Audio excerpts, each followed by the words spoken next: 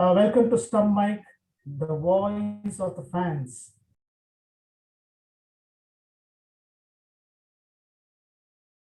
Muthu, how are you? Hey Shivaji, I'm good. Thanks.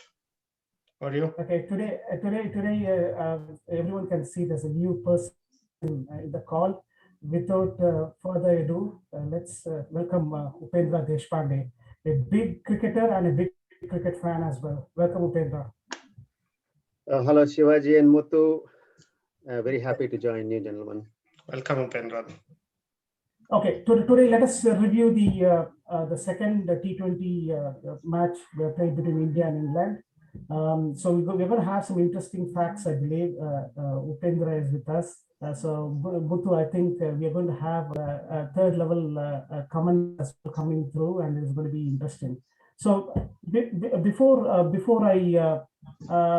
move on, I wanted to cover a few predictions that we made from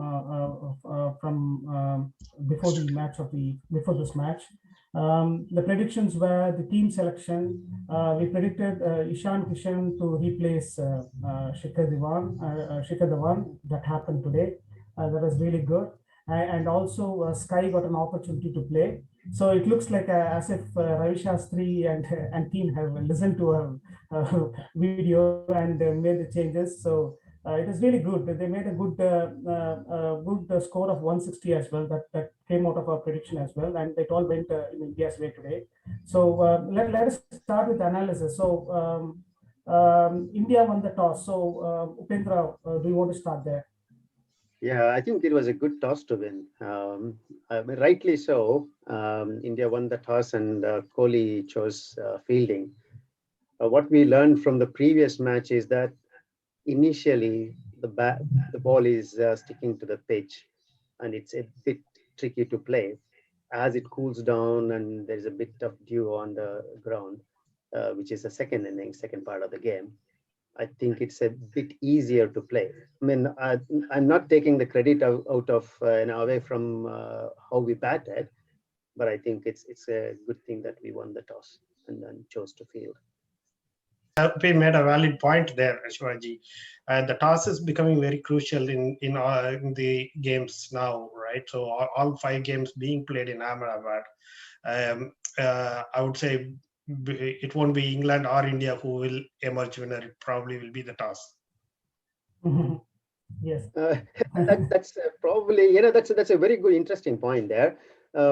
Toss has an influence, but I think, as I said, we should not take the credit away from Indian batting. We could have batted, and lost the game as well.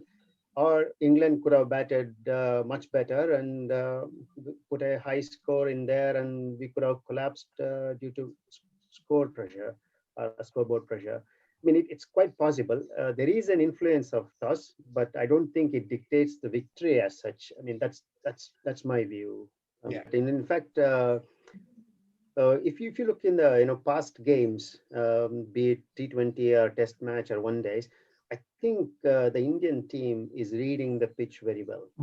However, Virat has been very unlucky with the toss. I mean, I honestly believe we should have a toss trainer in the team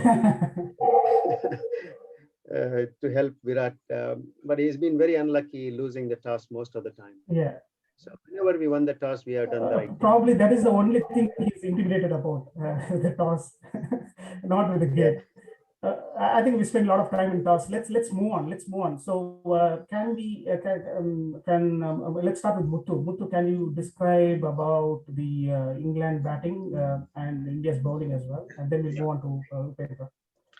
Yeah, I think everything went India's way today, right from the toss till our bowling plans and the batting and everything. But at one stage, England were well poised in the mid of their innings. I think they were about 80 odd runs after 10 overs with the loss of 1 or 2 wickets. That's all they had. And it was going to explode after that. And the bowlers came back very well. And the changes were right as well, the team selection. So I think everything worked. After the 10th over, everything worked India's way. The main difference between the first match and second match, what I see is the way the first innings was panning out. India were struggling in the first innings on the first one, first T20, and England were on top of it. So that was the main difference. So that is the score difference as well, like between the first T20 124 odd to 164 this one. So otherwise, it's all India. Yeah, I mean, it's a good point. I mean, I feel that England batting let down England today. Um, a lot of people think that luck has got nothing to do with cricket, but today, if you look at England's side's batting, most of the runs, I mean, quite a few runs, I should say, came off edges and miss hits and all kinds of improper shots. I mean, was not in control. They were very lucky to get some boundaries, which is above the normal average number of miss hits that we see in a T20 as well. So they were very lucky initially, and our bowlers did bowl well. But I would say there is a lot to learn from this session. If we are looking at the bowling later, we'll discuss that. Yeah. But from a batting side, I think England, first of all, probably misread the pitch. They were not equipped to face our bowlers. Played some wrong shots, I would say, not good shot selections. And they were lucky to get 160. They should have gone under 150, 140. At one stage, Malan was striking really very well, isn't it? He was quite comfortable. He was found comfortable in the middle of the wicket, but all of a sudden our spinners changed the entire thing. They got some quick wickets and they were under pressure. That's good. Anything more to add on in India's bowling? They started, England batting started off offensive mindset mindset, and from the word go, they were the take was we should just go hit the ball. But I think they erred in that. They should have settled a little bit. Jason Roy was fine, but then again, as I said, not reading the pitch. The pitch was not necessarily great to play all kinds of shots and hitting through the etc. A batsman needs to get used to the pitch. He needs at least a few balls play. But Ian Morgan, if you look at it, right from the word go, he was on. Some people are so talented they can do that. Yeah. But I think, I thought that was their downfall. It's absolutely right there. So they did do well until the halfway stage, as I said, and suddenly the couple of wickets have gone India's way, and none of the new batsmen were able to kind of go from the first ball. So the settled batsman should have stayed for a long time, as Upendra said. Okay, and Shardul bowled excellent, right, during the death overs, and he brought back the. He kind of troubled Ben Stokes, right? And there was one shot from one shot selection from Ben Stokes. He was about to hook or pull, and he completely lost control, and he fell down on the ground. Maybe the slow ball, I think. I think it was brilliant bowling from Indian side. If you look at bowling, Indian bowling, Shardul bowled brilliantly. I mean, his off cutters, the slow off cutters, upset the rhythm of the batsmen. They were expecting a pace on the ball, and it was almost like a fast off break. Bowling side, there are a couple of points we need to look at. Most of us, Indian bowling was good, but I would say today there were quite a few mistakes by our bowlers, and particularly Chahal. Chahal is a brilliant bowler. There was a good strategy to bowl wide outside the off stump to Jason Roy, but he was so predictable, bowling at the same line continuously. He got hit for a couple of boundaries. I mean, it was almost like giving batting practice to Jason Roy to switch hit or reverse sweep. That's unacceptable at that standard, and we should not. I mean, he should have learned from that. And I think he corrected later on, but he was lucky not to get more runs off of him. And the similar thing to Shardul, even though he bowled very well, I think there was a bit of predictability in their bowling. I think if they can take that off, the techniques, the strategy, brilliant. Keep varying. I think Sam was a classic example for that, getting KL out. It was not predictable. The very first over was brilliant. Yeah. On the point of Chahal, I would like to add, like Chahal, I feel Chahal is out of sorts in the 2 games we have seen. Maybe a good time for a break for him, and we have so many waiting in the wings, the likes of Rahul Chahar and so on. Maybe good time to try somebody before the World Cup. Probably he needs Dhoni to give some instructions behind the wicket. Yeah. Dande mein rakhna, dande mein rakhna.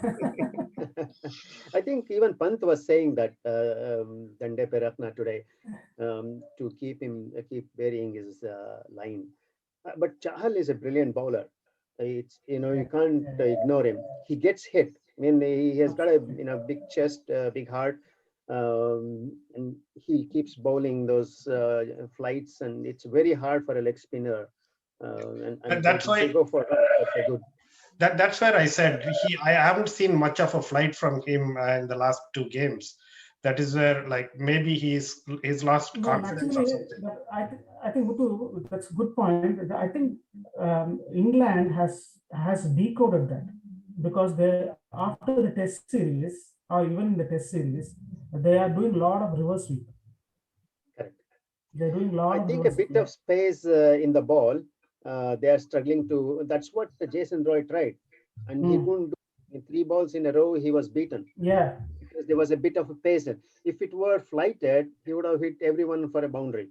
There's more time for him. So he's changing his tactics. But the thing is, you have a brilliant strategy, execute it, but don't stick to the same throughout.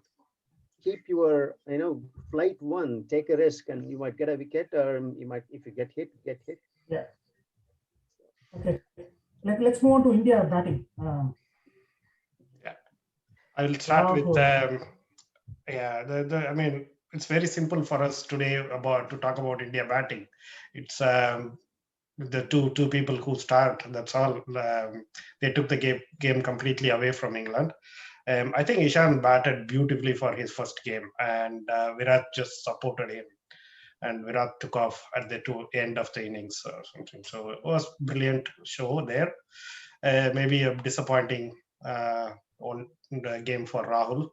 I don't know if he is going to be persisted with, but he might be. Virat's one of his army there, so he will be there, I think, for the next game.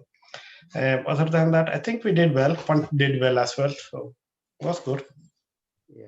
Yeah, I think we will start with KL. I feel sorry for KL. In fact, when I looked at the 6 balls he played, we could very clearly see through his batting and see through him. He was under lots of pressure. He's a batsman. He can, from the word go, he can hit the ball, and the way he was defending, almost like Pujara playing with a soft hand. And when he got out, it was a shot. I mean, he's very strong on the offside, and the shot was not played with conviction. It was almost like giving catch practice. If you observe the shot, if you replay that recorded version, you will see that he just gently played it. He's not that kind of a batsman. He lacks confidence. I think we are losing a brilliant batsman for whatever that is happening outside the ground, or wherever he's not getting enough chances or whatever. When he comes back in IPL, we will see him in his true colors. But that's Rahul made us feel that as if he's playing in England today. He was just struggling with the seam bowling. Seam bowling was just struggling there. Yeah. And one more point which I want to talk about is Virat Kohli's comeback. Right, he was just very clear in his mind. The grit that he showed today in the middle of the wicket was amazing. Yeah, I mean, I look at Virat Kohli as today's runs for Virat Kohli as not a comeback, because he was never gone. It is just that, when players, such players. I mean, Tendulkar, if you observe him, he one of the most brilliant batsmen. But again, there was ups and downs, and there was some lean periods for Tendulkar as well.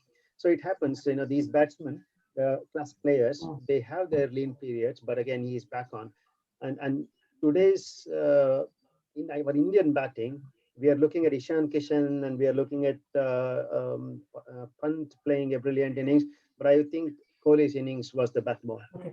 For Okay. that is what let others play. Okay. I want to open up a question. I don't know if it is going to be interesting or not. I see that in Ahmedabad, the fielders are dropping a lot of catches. Yes. Is it due to the fielding, LED? Is it due to the LED lighting, which is in a low-level lighting? It's a special lighting that they have in the ground, right? Yeah, it isn't easy to spot the ball, particularly the ones which go very high. When it goes beyond the sphere of the light, it goes into the dark and then comes back in. Yeah. So, judging that is a very difficult one. Plus, light hitting the eyes, that's the second one. I think it is absolutely right. One thing is, like, the light is directly on the eyes, and at one angle, the ball is going to pass the light, and you're going to lose the ball in any catching, right? Even the catch which Pandya took, he almost dropped it with the split fingers. So if you're looking at fielding, there is one thing that I observed. There are a couple of areas we definitely need to improve on the fielding side. The catch being dropped because of light and circumstances is understandable. But what we have not learned is Surya Kumar Yadav's drop. That should not have been dropped. Time and again, what we are doing is we are not standing on the edge of the boundary. We're always standing a couple of yards inside the boundary. If he was standing on the edge of the boundary, it would have probably been much easier catch. And I don't understand the logic behind it. By standing a couple of yards inside the boundary line, we will not be able to save singles. And twos, you can always run up those, make up those 2 yards, and it's not going to be a huge difference. I don't know. It's not really going to help saving runs, and we're going to lose catches. The fielding, as Upendra said, standing a couple of yards before the boundary, and so on. They are more very low level, like club cricket kind of stuff they are doing there. Even in club cricket, we are told not to do that. So yeah, it's a very basic mistake, as he said. Another thing I saw about Surya Kumar, I think he was a bit nervous in the field because he almost dropped the one he took. The way he started, he was just waiting for the ball to come to him initially, and then took 2 steps and then stopped again, and then suddenly he ran into it. I understand Surya Kumar Yadav's predicament there, because he dropped the previous ball, which went for a 6, the same guy, Bairstow, hitting a brilliant shot. And we are very lucky that the Bairstow did the same mistake and got out.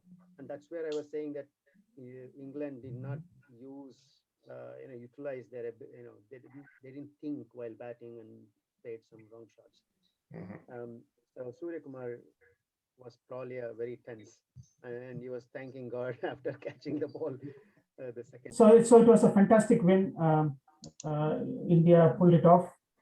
Captain led it from the front. At least I think at the end of this week, India will be happy about, Team India and the fans will be happy about a 1-1 situation rather than 2-0 situation. So it was good. One thing which I want to point out is in the social media today, again, there was some hue and cry by Vaughan. He was considering Mumbai Indian team to be much better than Team India. Michael Vaughan, he can say anything. I mean, he's almost, I shouldn't use those words, he's like a buffoon. He comes out with all kinds of strange excuses, funny anecdotes, and I think Wasim Jaffer is really brilliantly responded to him, Yeah, and I think he's just attention seeker. exactly. Okay, now let's before we conclude, a quick prediction on the next match. Let's keep it nice and brief. Few words. Team selection for India. I think it will be very close to what we have. I don't see a whole lot of change happening. The only change could be KL. He has failed 2 games, but there is one more. From a think tank perspective, I think he should be given one more chance.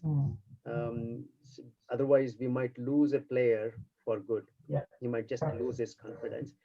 Yeah. So if it doesn't turn out, I think we have enough batting to back India. So it's not going to be a complete loss, but we will gain a player. Okay. Considering that he might get a chance. Yeah, let's move to Muthu. Muthu, what do you think? Team selection? I echo the same thing as Sophie said. I don't see any changes happening, in fact, and KL will be one of the main go-to man for Kohli as well in recent past. If you look at, so he wouldn't be looking to change him. He probably would want to give him more confidence. So other than that, what about England? What about England team selection? England, if Markwood is fit enough, I think he will straight away come in to replace Tom Curran. Other than that, I don't see any change happening. Upendra, what do you think, Upendra? I completely agree with. I mean, I don't know who is going to come in Tom Curran's place, but I think he would not be a fit. I mean, he is the weakest link in the team. And a final question: who will win the match? What is the prediction? Toss. I think 90, I would go 90-10 India. India will win. Yeah, if India has learned from the first T20, I think India will win.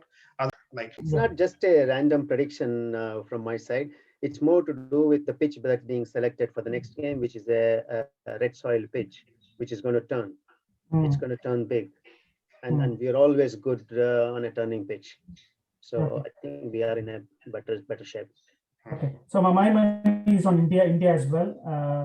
One thing I would like to say is class is class. Virat Kohli is back in runs. So if you heard his comments at the end of the game in his interview, he alluded his correction or his comeback onto the runs to AB de Villiers. He said, I called AB de Villiers and asking him what I should do. And AB said, just watch the ball. And I did. So that says a lot. A couple of points to look in there is be it Kohli, who is considered as one of the best batsmen today.